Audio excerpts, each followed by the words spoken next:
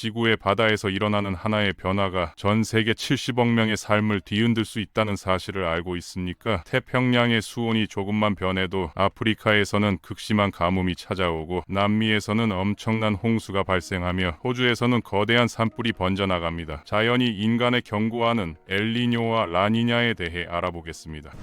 더 놀라운 것은 이런 현상이 수백 년 전부터 규칙적으로 반복되고 있었다는 점이죠. 오늘은 바로 이 신비로운 기후 순환의 비밀을 파헤쳐 보겠습니다. 우리가 살고 있는 지구는 끊임없이 변화하는 거대한 시스템입니다. 해가 뜨고 지는 하루 주기부터 시작해서 봄, 여름, 가을, 겨울이 바뀌는 계절 변화, 그리고 바닷물이 밀려왔다가 빠지는 조수 현상까지 모든 것이 일정한 패턴을 가지고 돌아가고 있습니다. 이런 변화들은 대부분 비교적 짧은 시간 안에 일어나기 때문에 우리가 쉽게 예측할 수 있습니다. 내일 해가 몇 시에 뜰지, 다음 달에는 어떤 계절이 올지 모두 정확하게 알 수 있다는 뜻이죠. 그런데 지구에는 이보단 더 큰 규모의 변화들도 존재합니다. 이전에 다뤘던 밀란코비치 주기 같은 경우는 수만 년 단위로 반복되는 거대한 변화이기 때문에 우리 개인의 삶에는 직접적인 영향을 미치지 않습니다. 하지만 분명히 여러분의 삶에 영향을 미치는 기후순환이 하나 있습니다. 바로 엘니뇨와 라니냐라고 불리는 현상입니다. 이 두 현상은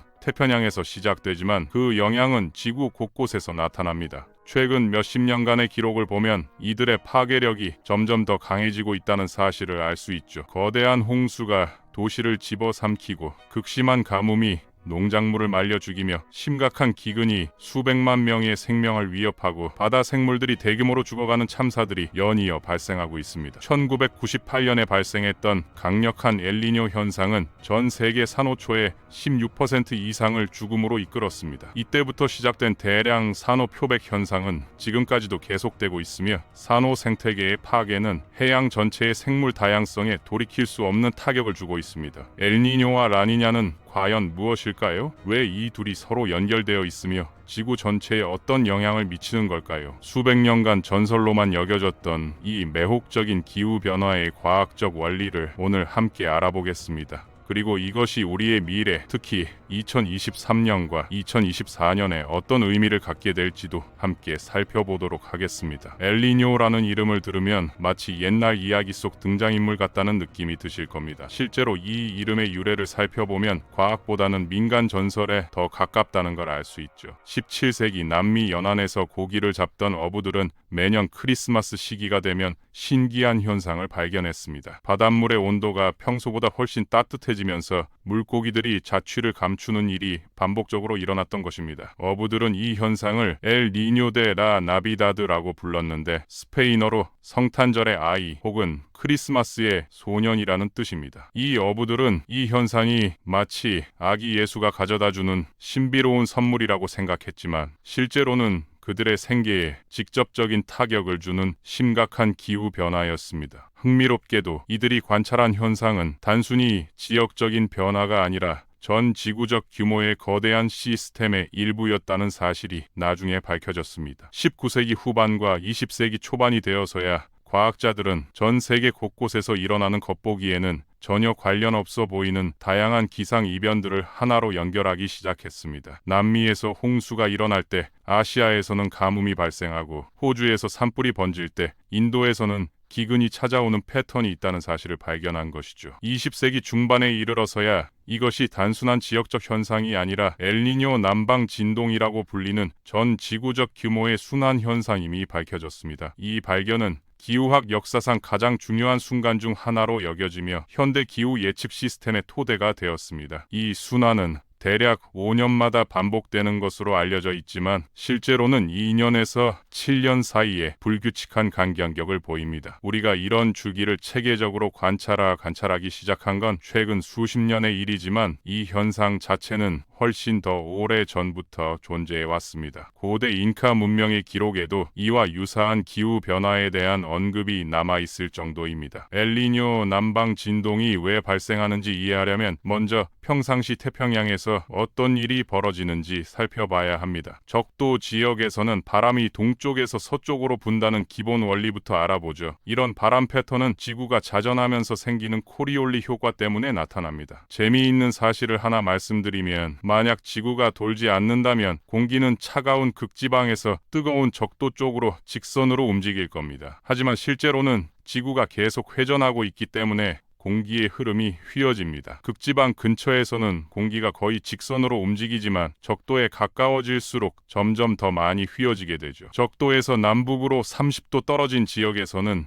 북반구의 공기는 남서쪽으로, 남반구의 공기는 북서쪽으로 방향을 바꿉니다. 이렇게 서쪽으로 향하는 공기의 흐름을 무역풍이라고 부르며, 이는 수세기 동안 선박들이 태평양을 횡단하는 데 활용해온 자연의 힘입니다. 무역풍이 태평양을 가로질러 서쪽으로 불어가면서 남미 연안의 따뜻한 바닷물이 아시아 쪽으로 밀려갑니다. 따뜻한 물이 서쪽으로 이동하고 나면 그 자리를 채우기 위해 깊은 바다에서 차가운 물이 올라오는데, 이 현상을 상승류라고 합니다. 이 과정은 마치 거대한 컨베이어 벨트처럼 작동하여 태평양 전체의 물 순환을 주도합니다. 이 차가운 물에는 식물성 플랑크톤이 자라는 데 필요한 영양소가 풍부하게 들어있고, 플랑크톤을 먹는 작은 물고기들이 모여들며 이 작은 물고기들을 잡아먹은 큰 물고기들도 따라옵니다. 결국 하나의 완전한 생태계가 만들어지는 것이죠. 상상해보시면 아시겠지만 이런 시스템에 문제가 생기면 해양 생물들에게는 엄청난 재앙이 될 수밖에 없습니다. 실제로 페루와 칠레 연안은 세계에서 가장 생산적인 어장 중 하나로 알려져 있는데, 이는 바로 이런 상승류 시스템 덕분입니다. 한 해에 수백만 톤의 멸치와 정어리가 이 지역에서 잡히며, 이들 어류는 전 세계 어분 산업의 기초가 됩니다. 그런데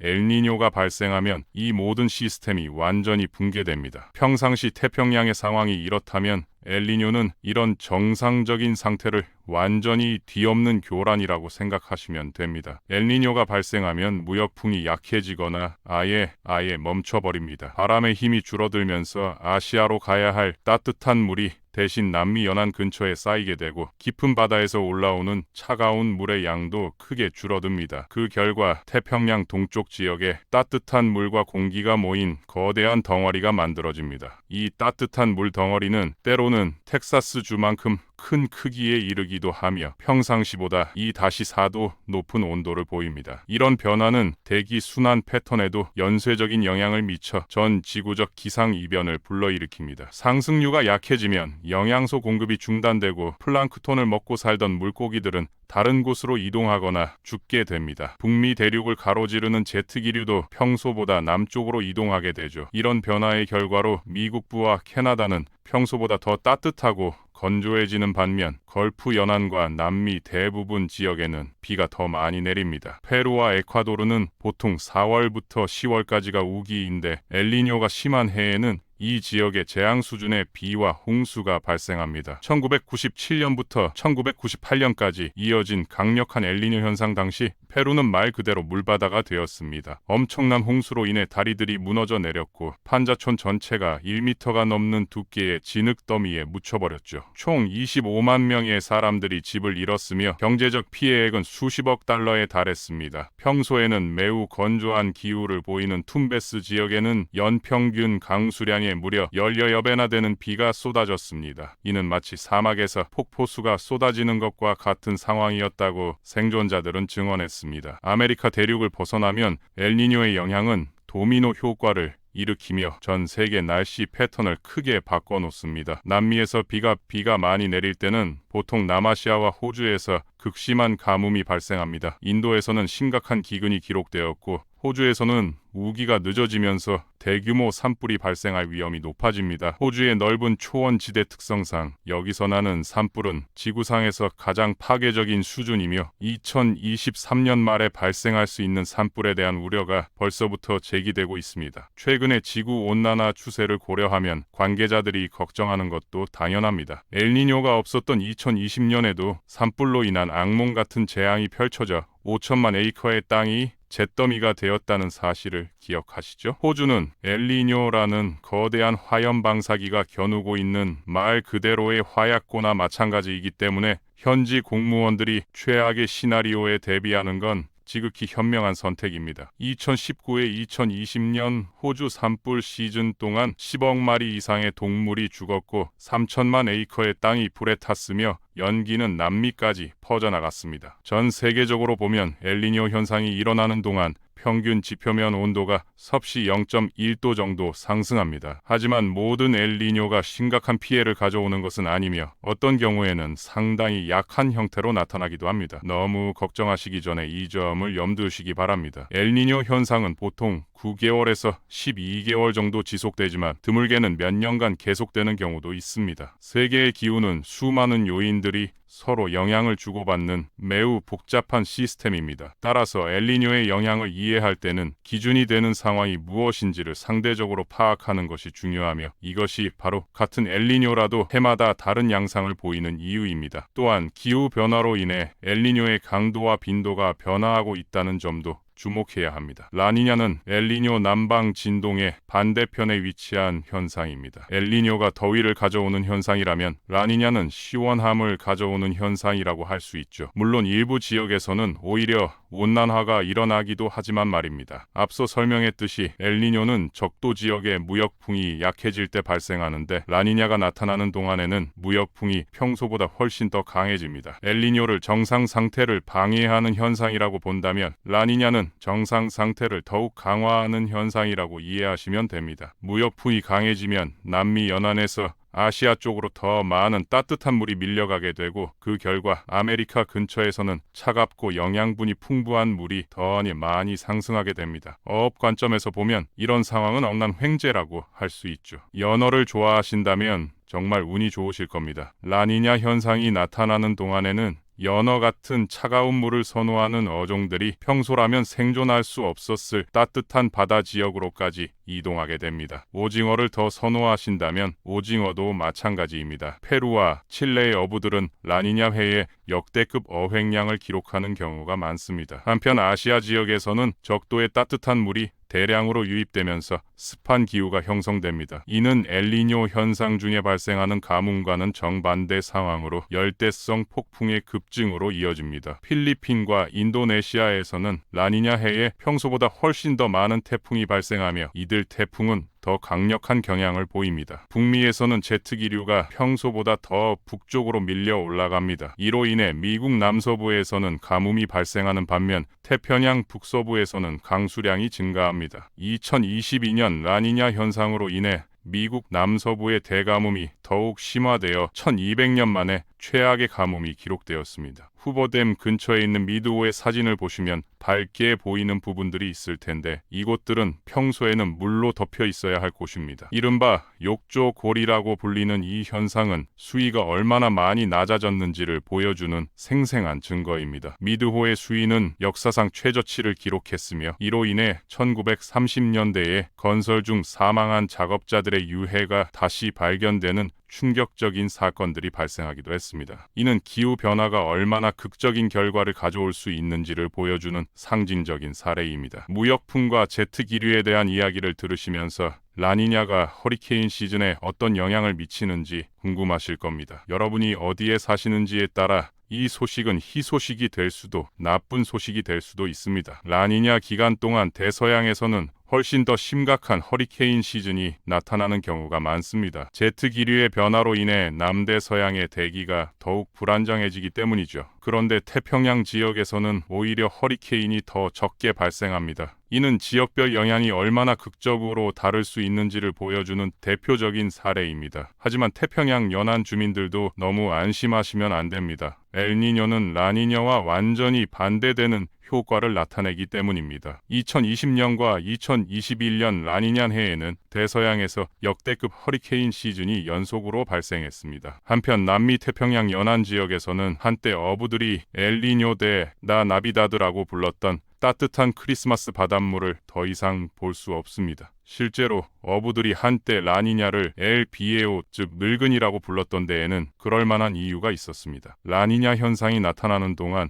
페루와 칠레의 날씨는 춥고 건조해지며 때로는 심각한 수준의 가뭄이 발생하기도 합니다. 반면 브라질 북부 지역은 12월부터 2월까지 평소보다 더 많은 비가 내리고 볼리비아 저지대는 엄청난 홍수를 겪을 수 있습니다. 이런 극단적인 날씨 변화는 남미 전체의 농업 생산성에 큰 영향을 미치며 특히 커피와 콩 재배에 심각한 타격을 줄 수 있습니다. 브라질은 세계 최대의 커피 생산국이기 때문에 라니냐의 영향은 전 세계 커피 가격에도 직접적으로 반영됩니다. 아프리카에서는 라니냐 해의 기상 조건이 기본적으로 엘니뇨 해와 정반대로 나타납니다. 동아프리카는 평균보다 건조한 기후를 경험하는 경향이 있는 반면 남부 아프리카는 평균보다 습한 경향을 보입니다. 하지만 이런 패턴도 절대적인 것은 아니며 다른 기후 요인들과 복잡하게 상호작용하면서 예상과 다른 결과를 만들어내기도 합니다. 케냐와 에티오피아 같은 동아프리카 국가들은 라니냐 기간 동안 극심한 가뭄을 겪는 경우가 많으며 이는 수백만 명의 식량 안보를 위협합니다. 2022년 라니냐로 인한 가뭄은 아프리카의 뿔 지역에서 4천만 명 이상이 기아 위기에 처하는 인도적 재앙을 초래했습니다. 이는 라니냐가 단순한 기상현상이 아니라 인류의 생존과 직결된 문제임을 보여줍니다. 그렇다면 현재 우리는 ENSO 주기의 어느 지점에 있을까요? 이 영상을 제작하는 시점을 기준으로 미국 해양대기청에서는 1년 반 동안 지속되었던 라니냐 현상이 종료되었다고 공식 발표했습니다. 이들은 서태평양과 동태평양의 표면 기압 차이를 측정하는 적도 남방 진동 지수를 통해 이런 결론에 도달했습니다. 최근 측정값을 보면 1년 전 일이었던 수치가 0.1로 떨어졌는데 이는 상황이 정상 상태로 돌아왔다는 의미입니다. 아직 확실하게 말하기는 이르지만 2023년 하반기에 엘니뇨가 발생할 것이라는 신호들이 벌써 나타나고 있습니다. 현재 미국 해양대기청은 가을까지 엘니뇨가 발생할 확률을 62%로 예측하고 있으며 이는 최근 몇 개월 동안 계속해서 상향 조정되고 있습니다. 이는 상당히 중대한 결과를 가져올 수 있으며 실제로 인도 정부는 벌써 국민들에게 잠재적인 가뭄 상황에 대비하라고 경고하고 있습니다.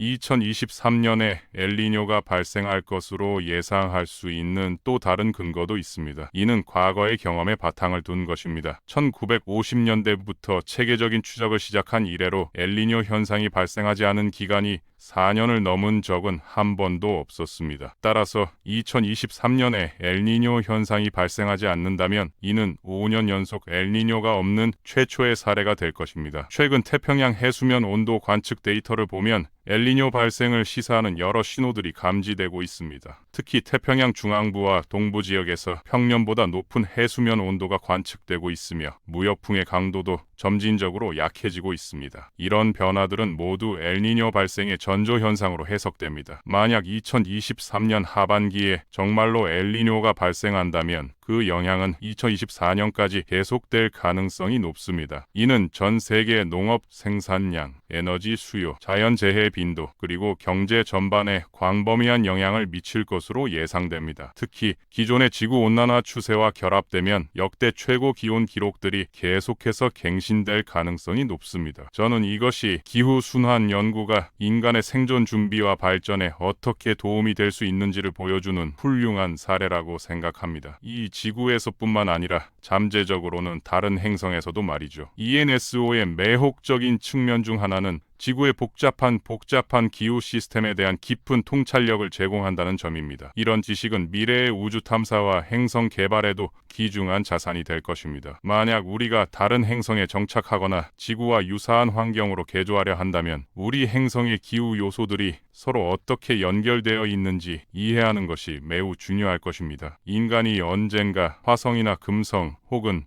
달이나 은하수 다른 부분에 있는 외계 행성을 지구와 같이 만드는 거대한 프로젝트를 시작한다면 그 성공 여부는 기후 시스템과 생물권을 복잡하게 연결하는 다양한 변수들과 피드백 과정을 이해하는 능력에 달려 있을 것입니다. 그런 날이 아직은 멀게 느껴질 수도 있지만 꿈을 꾸기 시작하기에는 전혀 이르지 않죠. 현재 진행되고 있는 화성 탐사 프로젝트들도 결국은 이런 원대한 목표를 향한 첫 걸음이라고 볼 수 있습니다. 엘니뇨와 라니냐 연구를 통해 축적된 지구 기후 시스템에 대한 이해는 언젠가 다른 행성의 기후를 설계하는 데도 활용될 수 있을 것입니다. 현재 전 세계 과학자들은 인공지능과 슈퍼컴퓨터를 활용하여 ENSO 예측 정확도를 높이기 위해 노력하고 있습니다. 이런 기술적 진보는 자연재해 대응 능력을 크게 향상시킬 것으로 기대됩니다. 예를 들어 엘니뇨가 6개월 전에 정확히 예측된다면 농부들은 가뭄에 강한 작물을 미리 심을 수 있고 정부는 식량 비축량을 늘릴 수 있으며 보험회사들은 위험을 더 정확히 평가할 수 있습니다. 기후변화가 ENSO에 미치는 영향도 중요한 연구 주제입니다. 일부 과학자들은 지구온난화로 인해 엘니뇨와 라니냐의 강도가 더욱 극대화될 것이라고 예측하고 있습니다. 이는 곧 더욱 강력한 가뭄, 더욱 파괴적인 홍수, 더욱 치명적인 산불을 의미할 수 있습니다. 따라서 ENSO 연구는 기후변화 적응 전략 수립에도 핵심적인 역할을 하고 있습니다. 이제 엘니뇨 남방 진동에 대한 포괄적인 설명을 마쳤습니다. ENSO는 지구의 동식물과 인간 사회에 매우 파괴적인 순환 현상이 될 수 있지만 생명체는 적응력이 없다면 아무것도 아니라는 점을 기억해야 합니다. 2023년과 2024년은 이런 현상들에 대한 기록에 또 다른 중요한 페이지를 추가할 가능성이 높아 보입니다. 우리가 할 수 있는 최선은 과학적 지식을 바탕으로 대비하고 자연의 힘 앞에서 겸손한 자세를 유지하는 것입니다.